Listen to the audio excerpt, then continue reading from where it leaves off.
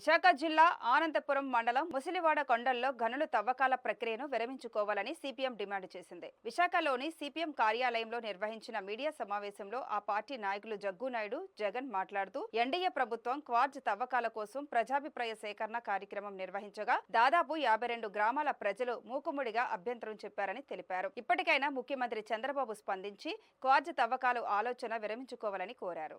ముసిలివాడ పంచాయతీ పరిధిలో క్వార్జైట్ గనులు తవ్వకాల కోసం రాష్ట్ర ప్రభుత్వం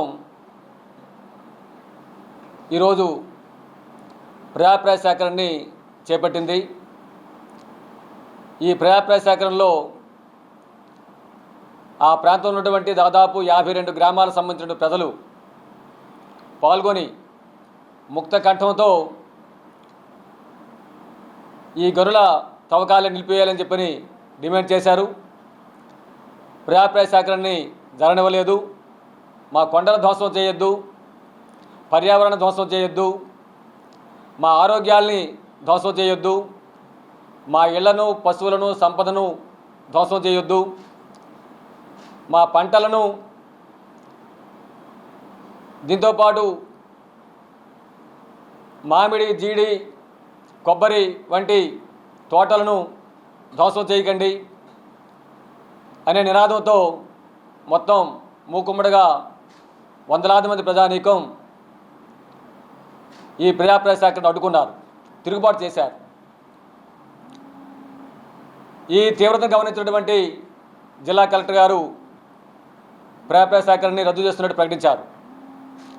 ఇది ఆనందపురం పద్మనాభం మండలం ప్రజల తాలూకా విజయంగా సిపిఎం పార్టీ భావిస్తూ ఉంది. ఇది ప్రజల విజయం.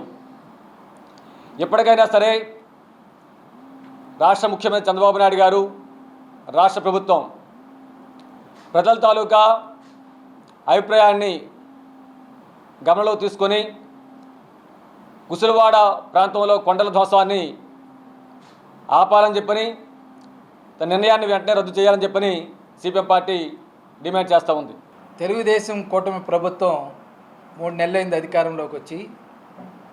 ఈ 3 నెలల కాలంలోనే ప్రజల తిరుగుబాటుని చూడాల్సి వచ్చింది. అందువలన రాష్ట్ర చంద్రబాబు నాయుడు గారు ఇప్పటికైనా తన యొక్క పాత నిరంకుశత్వ విధానాలని విడనాడి ప్రజాస్వామ్యబద్ధంగా వ్యవహరించాలనేటువంటిది మేము సిపిఎం పార్టీగా డిమాండ్ చేస్తూ ఉన్నాం.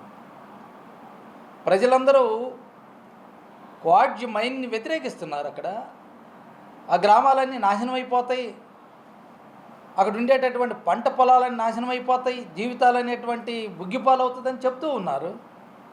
పోలీసులను పెట్టి రహస్యంగా పర్యావరణ ప్రభావ నివేదికలను కూడా బయట పెట్టకుండా, ప్రజాభిప్రాయ సేకరణ కూడా ప్రజలకు తెలియజేయకుండా వందలాది మంది పోలీసులను పెట్టి నిర్బంధాల మధ్య చేయాల్సినటువంటి అవసరం ఏమొచ్చింది ప్రజాభిప్రాయ సేకరణ అని నేను రాష్ట్ర ముఖ్యమంత్రి గారిని అడుగుతూ ఉన్నాను.